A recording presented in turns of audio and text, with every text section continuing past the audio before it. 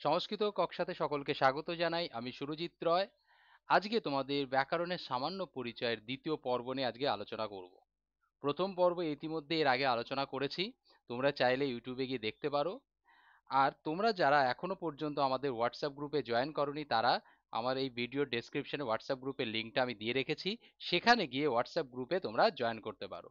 আর তোমরা যারা এসএলএসটি বা ইএমআরএস বা বিপিএসসির জন্য প্রস্তুতি নিতে চাইছো, তারা অবশ্যই নিচে আমাদের এই নাম্বারে যোগাযোগ করতে পারো।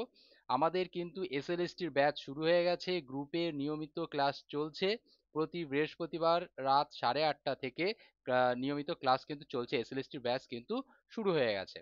আপাতত তোমরা এখন ফ্রি ক্লাসেস পাবে, পরবর্তীকালে পেড ক্লাস আমি এখনো শুরু করিনি, তবে খুব তাড়াতাড়ি সেটা শুরু করব। আর বিপিএসসির জন্য যারা প্রস্তুতি নিচ্ছ, তাদের আমি কিন্তু ক্লাস ইতিমধ্যে শুরু করে দিয়েছি। তোমরা যদি মনে করো বিপিএসসি ভালোভাবে প্রস্তুতি নেবে, সামনে কিন্তু তোমাদের টায়ার 4 আসতে চলেছে, যদি মনে করো যে খুব ভালোভাবে প্রিপারেশন নিতে চাও, তাহলে নিচে দেওয়া এই নাম্বারে আমার সঙ্গে যোগাযোগ করো। যাই হোক, তাহলে আজকে আমরা যেটা পড়বো, আজকে যে ব্যাকরণের সামান্য পরিচয় যেটা জানবো, সেটা হচ্ছে উচ্চারণ স্থান ও প্রযত্ন। আজ যেটা জানবো সেটা হচ্ছে উচ্চারণ স্থান সম্বন্ধে আমরা জানতে চলেছি। ঠিক আছে, তাহলে শুরু করা যাক। আচ্ছা, উচ্চারণ স্থান জানার আগে আমাদের যেগুলো জিনিসগুলো আমাদের জানতে হবে সেটা হচ্ছে কি, আমরা যদিও যদিও জানি ব্যঞ্জন বর্ণ সম্বন্ধে, আমরা প্রত্যেকেই জানি, তবুও একবার একটু আলোচনা করে দিচ্ছি। ঠিক আছে, দেখো, আমাদের ব্যঞ্জন বর্ণ পাণিনির মতে ব্যঞ্জন বর্ণ হচ্ছে 33টা। পাণিনির মতে ব্যঞ্জন বর্ণ কটা? পাণিনির মতে ব্যঞ্জন বর্ণ হচ্ছে 33টা ব্যঞ্জন বর্ণ রয়েছে। তার মধ্যে পাঁচ হচ্ছে ক বর্গ, ক খ গ ঘ উম, প্রথম পাঁচটাকে আমরা ক বর্গের মধ্যে পড়ছি। চ বর্গ, চ ছ জ ঝ ঞ, এটা চ বর্গ। ট বর্গের মধ্যে ট ঠ ড ঢ ন, ট বর্গ। ত বর্গে ত থ দ ধ ন, প ফ ব ভ ম। তারপর অন্তস্থ বর্ণ জ ব র ল, আর উষ্ম বর্ণ স স স হ। এটা প্রত্যেকেই আমরা জানি, কিন্তু বিশেষ কি, আমরা উচ্চারণ স্থান করার আগে দেখো, আহ আমরা যখন আহ, ক বর্গকে বলি, তখন সাধারণত ক খ গ ঘ উময় পাঁচটা বর্ণকে বুঝি। চ বর্গকে বললে চ ছ জ ঝ ঞ পাঁচটা বর্ণকে বুঝি। ঠিক আছে, আমরা বর্গ বললেই আমরা পাঁচটা বর্ণকে বুঝি, ক বর্গ, চ বর্গ, ট বর্গ, ত বর্গ আর প বর্গ, এই পাঁচটা বর্গ আমরা জানি আছে, তাই তো? কিন্তু এটা তো আমরা বলি যে ক বর্গ, চ বর্গ, ট বর্গ, ত বর্গ, প বর্গ, কিন্তু পানিনি কিন্তু এই বর্গকে বোঝানোর জন্য বর্গ শব্দটা ব্যবহার করেননি। তাহলে উনি কিভাবে বুঝিয়েছেন? উনি সূত্রটাকে সহজ করার জন্য বা ছোট করার জন্য তিনি কি করেছেন, এই প্রত্যেকটা বর্ণ, প্রথম বর্ণ আমরা যেরকম ক বর্গ বলছি, তিনি ক বর্গ না বলে কি বলেছেন, হস্যু যোগ করে দিয়েছেন, তাই হয়ে গেছে কু। কু অর্থাৎ কি বুঝবো? ক বর্গ, অর্থাৎ ক খ গ ঘ ম।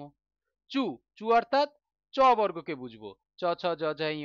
ট বর্গকে না বলে পানিনি কি বলেছেন, টু। ত বর্গকে না বলেন তু। আর প বর্গকে না বলে বলেছেন পু। অর্থাৎ সূত্রে যদি কোথাও লেখা থাকে কু, চু, টু, তু, পু, এরকম যদি কিছু থাকে, তাহলে সেটা কি বুঝবো? যদি কু থাকে ক বর্গ, চু থাকলে চ বর্গ, টু থাকলে ট বর্গ, তু থাকলে ত বর্গ, পু থাকলে প বর্গকে বুঝবো। ঠিক আছে, এরপর আমরা উচ্চারণ স্থানে চলে যাই। উচ্চারণ স্থান সম্বন্ধে কি বলছে দেখো, অকুহ, সূত্রটা কি বলছে? অকুহ বিসর্জনীয়ানাং কণ্ঠাহা। অকুহ বিসর্জনীয়ানাং কণ্ঠাহা। এই যে সূত্র রয়েছে, এই সূত্রের মধ্যে যে আনাং পদটা রয়েছে, এই পদটা, এই আনাং যেটুকু রয়েছে, এটা কিন্তু বিভক্তি। তার মানে আমরা কি করব, এটাকে বাদ দিয়ে দেবো, তাহলে মেন সূত্র, মেন জিনিসটা পড়ে থাকবে। ঠিক আছে, সহজ কথায় যে আনাংটা, এটা হচ্ছে বিভক্তি। যেরকম নর শব্দের ষষ্ঠীর এক বচন কি হয়, নরা আনাং। আমরা যদি এই আনাং পদটা বাদ দিয়ে দিই, তাহলে মূল শব্দটা পেয়ে যাব নর। সেরকম ভাবেই আমরা কি করব, যে যে সূত্রগুলো দেখব, সূত্রগুলো আনাং পদটা বাদ দিয়ে দেবো, তাহলে আমরা মেন জিনিসটা পেয়ে যাব। তাহলে কি, তাহলে প্রথমে আমাদের উচ্চারণ স্থান কি বলছে, কণ্ঠ। কণ্ঠের উচ্চারণ স্থান কি বলছে, আমরা যদি দেখি অ, তারপর কু, তারপর হ, তারপর বিসর্জনীয়। ঠিক আছে, এই কটার উচ্চারণ স্থান কি, কণ্ঠ।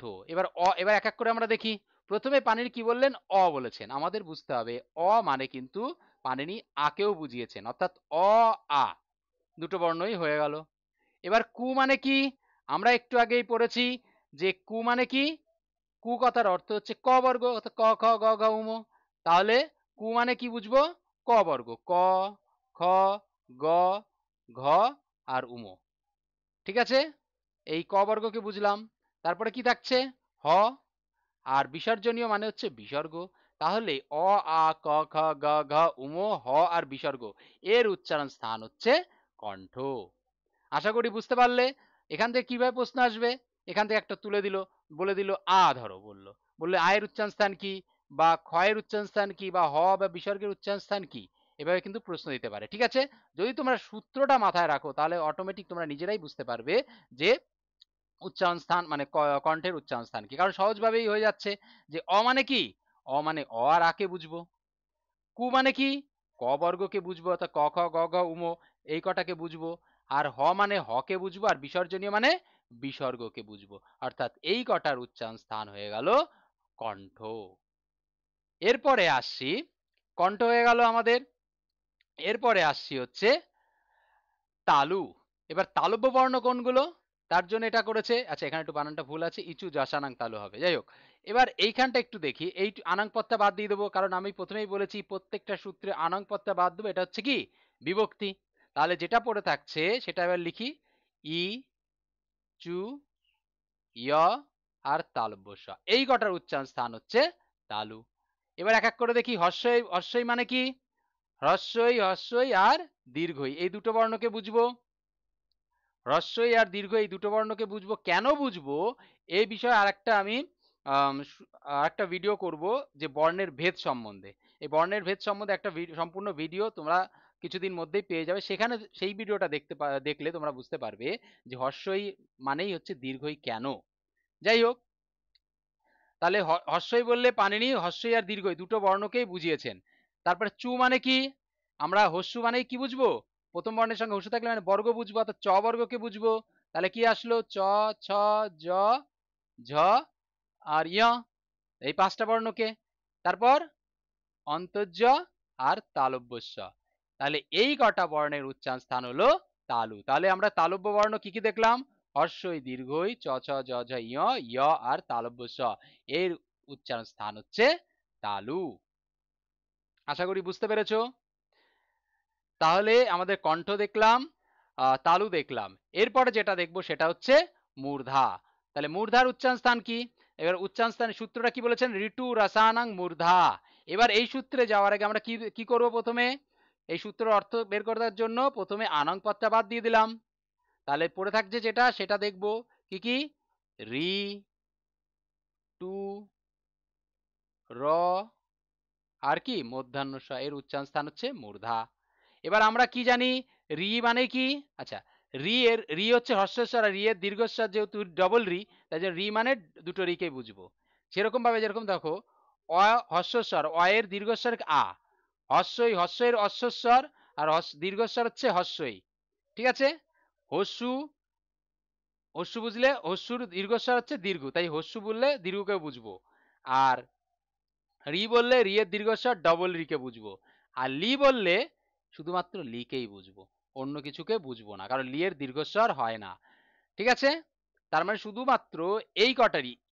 আবার এর বুঝলে এর মানে ওইকে বুঝবো না, কিন্তু এ আর ওই দুটো আলাদা। ঠিক আছে, তার মানে আমরা এই কটা কিন্তু ভালো করে মাথায় রাখতে হবে।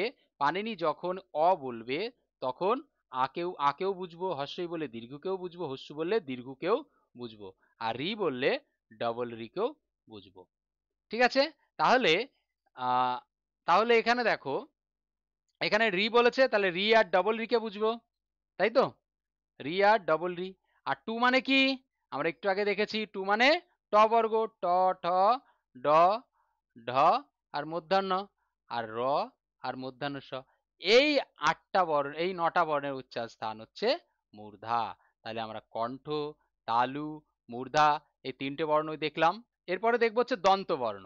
দন্ত বর্ণে সেই একইভাবে বের করবো, সূত্র বের করতে গেলে প্রথমে আনং পদটা বাদ দিয়ে দিলাম। তারপরে পড়ে থাকলো লি, তু, ল আর স, এই কটার উচ্চারণ স্থান কি দন্ত বর্ণ। এবার আমি কি বলেছি, লি মানে লিকেই বুঝবো, আর তু মানে ত বর্গ, ত বর্গ কথার অর্থ কি, ত, থ, দ, ধ আর দন্তান্ন, এই পাঁচটা বর্ণকে বুঝবো।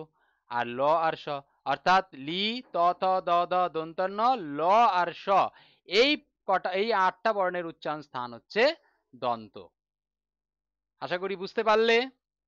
নেক্সট আসছি হচ্ছে ওষ্ঠ। ওষ্ঠ বর্ণ কাকে বলবো? সেই একইভাবে আনাং পদটা বাদ দিয়ে দিলাম, তাহলে যেটা পড়ে থাকবে উপপদ্মনীয়ানাম ওষ্ঠ। আনাং পদটা বাদ দিয়ে আমরা সূত্রটা দেখব। তাহলে দেখো এখানটা একটু বোঝার ব্যাপার আছে। হস্যু, এখানে পয় দীর্ঘ আছে, মানে আমরা কি জানি হস্যুর সঙ্গে হস্যু যোগ করলে কি হয়? দীর্ঘ হয়। তাহলে এখান থেকে আমরা সন্ধি বিচ্ছেদ করলে পেয়ে যাব উপদমনীয়া। ঠিক আছে, এই তিনটের উচ্চারণ স্থান হচ্ছে ওষ্ঠ। তাহলে আমরা দেখি হস্যু মানে কি। আমরা হস্যু মানে দেখেছি, হস্যু কথার অর্থই হচ্ছে হস্যু মানে যেখানে হস্যু বুঝবে সেখানে আমরা হস্যু আর দীর্ঘ দুটো বর্ণকেই বুঝবো। আচ্ছা, পু মানে কি? পু মানে প বর্গ, অর্থাৎ প, প, ব। আচ্ছা, এইটা ব কেমন ব? বর্গীয় ব। ভ আর ম, এই পাঁচটা বর্ণকে বুঝবো। এইবার আসি উপদমনীয়। উপদমনীয় বলতে কাকে বুঝবো? উপদমনীয় হচ্ছে অর্ধ বিসর্গ। উপদমনীয় কি? অর্ধ বিসর্গ। অর্ধ বিসর্গের পরে, অর্ধ বিসর্গের পরে, অর্ধ বিসর্গটা কেমন আগে সেটা দেখে নাও। ধরো এটা এটা বিসর্গ, আমরা কি করি এভাবে বিসর্গ লিখি, একটু বড় করলাম যাতে সুবিধা হয়। এবার যদি আমি এইটুকু কেটে দিই, আবার যদি এইটুকু কেটে এই অর্ধেক অর্ধেক অর্ধেকটা কেটে দিই, তাহলে দেখো কিরকম পড়ে থাকছে চিহ্নটা, এরকম, তাই তো? এটাকেই বলা হয় অর্ধ বিসর্গ। আশা করি বুঝতে পারলে। এই অর্ধ বিসর্গের পরে, তাহলে এই অর্ধ বিসর্গের পরে যদি প বা অর্ধ বিসর্গের পরে যদি ফ থাকে, মাথায় রাখতে হবে এই দুটো বর্ণই, যদি অর্ধ বিসর্গের পরে প এবং অর্ধ বিসর্গের পরে ফ থাকে তাহলে এই দুটো বর্ণকে বলা হয় উপদমনীয়। আর এই উপদমনীয় উপদমনীয় হলে এই উপদমনীয়ের উচ্চারণ স্থান কি? ওষ্ঠ। তাহলে আমরা কি কি দেখলাম? হস্যু দীর্ঘ প ফ ব ভ ম, আর অর্ধ বিসর্গ প, এটাকে কি বলা হয়? অর্ধ বিসর্গ। অর্ধ বিসর্গ প এটা উপদমনীয়, এবং অর্ধ বিসর্গ প এটাও উপদমনীয়। এই দুই উপদমনীয় উচ্চারণ স্থান হচ্ছে ওষ্ঠ। আশা করি তোমরা বুঝতে পারলে। এরপরে আসি নেক্সট। নেক্সট হচ্ছে বলছে ইয় ম উম না নানাং নাসিকা চ। এবার নাসিক্য বর্ণ বলছে। এবার নাসিক্য বর্ণ উচ্চারণ স্থান বের করতে গেলে আমরা প্রথমেই বলেছি কি করতে হবে? আনাং পদটা বাদ দিয়ে দেবো। তাহলে পড়ে থাকছে ইয়, ম, উম, ন, ন। এই পাঁচটা বর্ণের উচ্চারণ স্থান হচ্ছে নাসিকা। তাহলে এই পাঁচটা বর্ণের উচ্চারণ স্থান নাসিকা হলো। এছাড়াও কিন্তু ইঙর আলাদা, প্রত্যেকটার আলাদা আলাদা উচ্চারণ স্থান রয়েছে। এই দুটো তো আমরা জানি যে ঋতু রসায়নাং মূর্ধা, এটা ট বর্গ মধ্যাহ্ন, আমরা এটা থেকেই মানে উচ্চারণ থেকে আমরা জানি এটা হচ্ছে মূর্ধা। আর দন্তন্য, তাই এটা উচ্চারণ স্থান দন্ত। আর এটা ক বর্গের মধ্যে পড়ছে, ক খ গ ঘ উম, তাই জন্য এটা দেখো তাহলে এটা কোন বর্ণের মধ্যে পড়বে? আমরা বলেছি ক বর্গের মধ্যে পড়ছে, ক খ গ ঘ উম, তাহলে এটা উচ্চারণ স্থান কি? কণ্ঠ। তাইলে উমর উচ্চারণ স্থান কি? উমর উচ্চারণ স্থান হচ্ছে কণ্ঠ। এর ম একটু আগেই দেখলাম, ময়ের উচ্চারণ স্থান কি? ময়ের উচ্চারণ স্থান হচ্ছে ওষ্ঠ। তাহলে ময়ের উচ্চারণ স্থান হচ্ছে ওষ্ঠ। আর পড়ে থাকছে ইয়। ইয় কি? ইচু জসানাং তালু। ইচু জসানাং তালু, এই চ হচ্ছে ইয়র উচ্চারণ স্থান হচ্ছে তালু, তালব্য বর্ণ হলো। তাহলে তাহলে ইয়কারটা কি? তালব্য বর্ণ এবং নাসিকা, তালু এবং নাসিকা থেকে উচ্চারিত হচ্ছে। ময়াকার উচ্চারণ স্থান ওষ্ঠ এবং নাসিকা দুটোই। কণ্ঠের উচ্চারণ স্থান এই সরি উমর উচ্চারণ স্থান কণ্ঠ নাসিকা। মূর্ধান্বয় মূর্ধা নাসিকা, দন্তান্বয় দন্ত এবং নাসিক্য বর্ণ। ঠিক আছে, শুধু মানে এই পাঁচটা বর্ণের দুটো করে উচ্চারণ স্থান রয়েছে। তাহলে এই পর্যন্ত আশা করি তোমরা বুঝতে পেরেছো। এরপরে আসি পরের সূত্রে। বলছে এ দ্বৈত কণ্ঠ তালু। আচ্ছা, এইটা যাওয়ার আগে এবার তোমাদের একটু কনসেপ্টটা একটু ক্লিয়ার করে দেই। পানিনি, পানিনির সূত্রে অকার বললে পানিনি কাকে বলেছেন? আকারকে বুঝিয়েছেন। হর্ষই বললে দীর্ঘইকে বুঝিয়েছেন। হস্যু বললে দীর্ঘকেও বুঝিয়েছেন। রি বললে ডবল রিকে বুঝিয়েছেন। ঠিক আছে, এরও মানে আরো 18টা করে ভাগ রয়েছে, সেগুলো আমি আর যাচ্ছি না। এবার পানিনি কি করেছেন? পানিনি যখন অ বললে, যখন আমি পানিনি অ বলছে, তার মানে অ আর আ দুটো বর্ণকেই চলে আসছে। এবার পানিনি যেখানে আকে গ্রহণ করতে চাইছেন না, শুধুমাত্র অকে গ্রহণ করতে চাইছেন, তখন তিনি কি করবেন?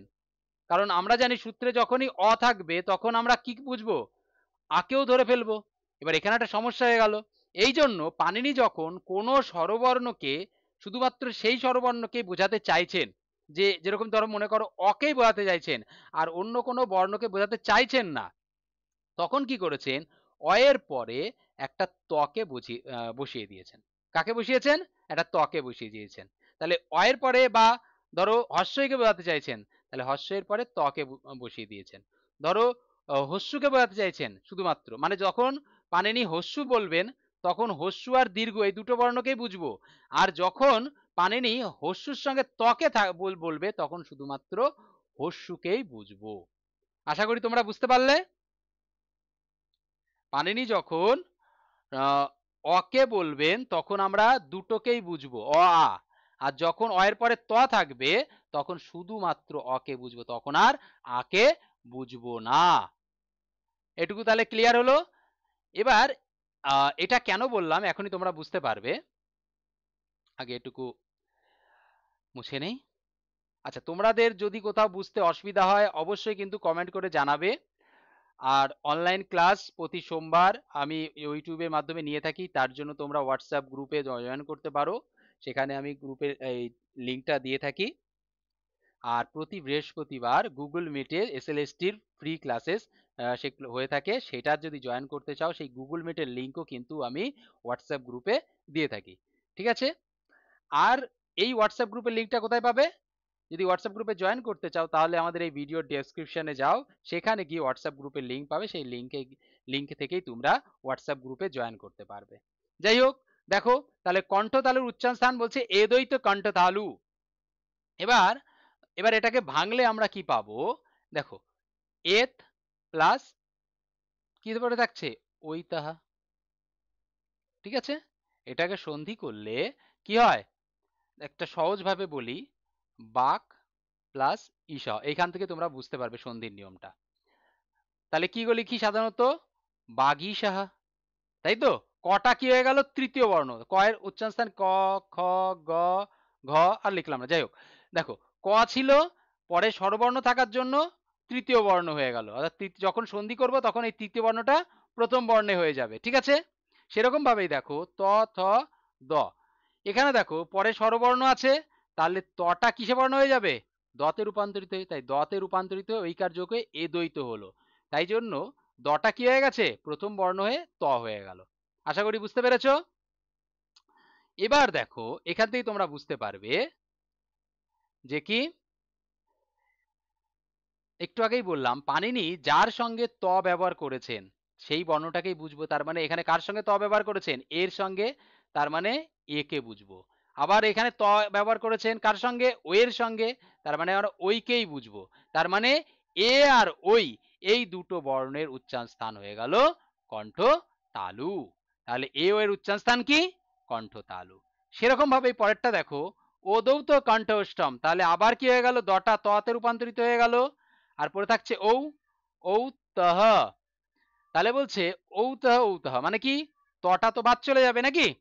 আমরা সূত্র আমরা আমরা জানি যে যার পরে ত থাকে সেই বর্ণটাকে বোঝায়। তাহলে এখানে ও আসলো আর এইখানে ও আসলো। ও আর ও এর দুটো উচ্চারণ স্থান হচ্ছে কণ্ঠ অষ্টম। আচ্ছা, এখানে ঔকার আছে কারণ দ্বিবচন হয়ে, মানে এটা কি বলে বিভক্তি হয়ে তটা তো হয়ে গেছে। ঠিক আছে? এটা বিভক্তির জন্য এখানে হচ্ছে, কিন্তু মূলত এখানে তই আছে। ঠিক আছে? যাই হোক, তাহলে ও ঔ এর উচ্চারণ স্থান হচ্ছে কণ্ঠস্থ এবং এ ওই এর উচ্চারণ স্থান হচ্ছে কণ্ঠ তালু। তাহলে এই পর্যন্ত আমরা এতটা বুঝতে পারলাম। এবার পরের সূত্রে দেখো, বলছে বকারস্য দন্তষ্ঠম। বলছে দন্তষ্ঠ বর্ণ কাকে বলছে? বকার। বকারের উচ্চারণ স্থান হচ্ছে দন্ত ওষ্ঠ। এবার কথা বলছে বকার কিন্তু দু ধরনের হয়ে থাকে। আমরা যদি দেখি, একটা হচ্ছে বর্গীয় ব, এটাকে বলা হয় বর্গীয় ব। আর একটা ব যেটাকে বলা হয় অন্তস্থ ব। দু ধরনের ব আছে, একটা বর্গীয় ব, একটা অন্তস্থ ব। এই বর্গীয় ব প ফ ব ভ ম প ফ, এই যে ব, প ফ ব ভ ম, ঠিক আছে? এইখানে যে প বর্গের মধ্যে যে বটা থাকে, আমরা একটু আগে দেখলাম প বর্গের মধ্যে যে বটা রয়েছে এর উচ্চারণ স্থান কিন্তু ওষ্ঠ। আর যে অন্তস্থ ব, এই অন্তস্থ ব এর উচ্চারণ স্থান হচ্ছে দন্ত ওষ্ঠ, ঠিক আছে? বর্গীয় বয়ের উচ্চারণ স্থান যেটা পেট কাটা, তার উচ্চারণ স্থান হচ্ছে শুধু ওষ্ঠ। আর অন্তস্থ বয়ের যে উচ্চারণ স্থান সেটা হচ্ছে দন্ত ওষ্ঠ। দুটোর মধ্যে যেন গুলিয়ে গুলিয়ে ফেলো না, ঠিক আছে? একটা পেট কাটা ব আর একটা এমনি ব, অন্তস্থ ব, ঠিক আছে? পেট কাটা বয়ের উচ্চারণ স্থান হচ্ছে ওষ্ঠ, আর অন্তস্থ বয়ের উচ্চারণ স্থান হচ্ছে দন্ত। আশা করি তোমরা বুঝতে পেরেছো। এরপরে এর পরের সূত্রটা আসি, জিহ্বা মূল্যস্য জিহ্বা মূলম। এবার জিহ্বা মূল কাকে বলে? জিহ্বার মূলকে জিহ্বা মূল বলা হয়। এবার জিহ্বা মূল কাকে বলছে সহজ কথায় আমরা যদি বুঝি, অর্ধ বিসর্গ, একটু আগে আমরা দেখেছি অর্ধ বিসর্গ চিহ্ন কেমন হয়, এরকম। এই অর্ধ বিসর্গর পরে যদি ক থাকে এবং অর্ধ বিসর্গের পরে যদি খ থাকে, এই দুটো বর্ণকে বলা হয় জিহ্বা মূলম। আবার গুলিয়ে ফেলো না যে অর্ধ বিসর্গের পরে যদি প আর অর্ধ বিসর্গের পরে যদি ফ থাকে, আর এই দুটোকে বলা হয় উপদমনীয়, ঠিক আছে? দুটো কিন্তু আলাদা জিনিস। যে ক আর খ থাকলে অর্ধ বিসর্গের পরে সেটা জিহ্বা মূল, এই দুটোকে জিহ্বা মূল বলে। আর প ফ থাকলে উপদমনীয় বলা হয়। আশা করি বুঝতে পেরেছো। এইবার লাস্ট আমরা উচ্চারণ স্থান দেখব, সেটা কি? লাস্ট উচ্চারণ স্থান হচ্ছে নাসিকা অনুস্বরস্য। লাস্ট সূত্র, উচ্চারণ স্থানের আমাদের শেষ সূত্র নাসিকা অনুস্বরস্য। অনস্বরের উচ্চারণ স্থান কি?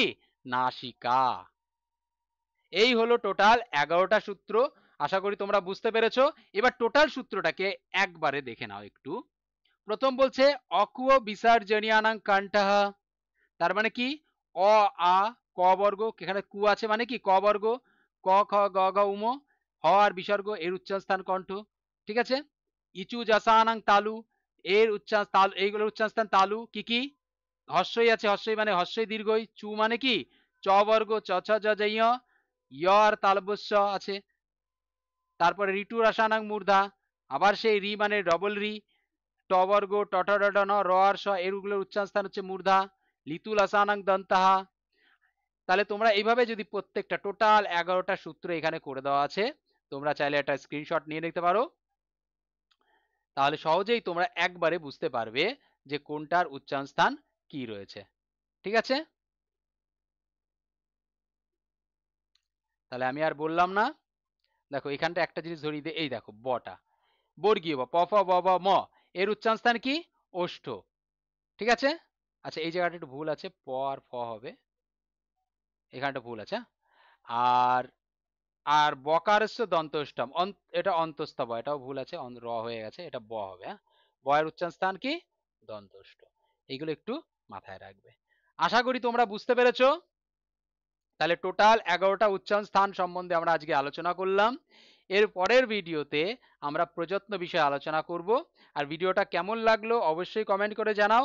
আর তোমরা যারা বিপিএসসির জন্য প্রিপারেশন নিতে চাও, কোশ্চেন অ্যান্সার করতে চাও, কোশ্চেন অ্যান্সার প্রতিনিয়ত প্র্যাকটিস করতে চাও, তাহলে নিচে দেওয়া আমাদের ভিডিও, নিচে দেওয়া এই নাম্বারে যোগাযোগ করতে পারো। আর যারা এখনো আমাদের হোয়াটসঅ্যাপ গ্রুপে জয়েন করোনি, তারা আমাদের হোয়াটসঅ্যাপ গ্রুপে জয়েন করার জন্য ভিডিও ডেসক্রিপশনে হোয়াটসঅ্যাপ গ্রুপের লিঙ্ক দিয়েছি, সেখানে গিয়ে হোয়াটসঅ্যাপ গ্রুপে জয়েন করতে পারো। যাই হোক, আজ এই পর্যন্তই। নমো নমঃ।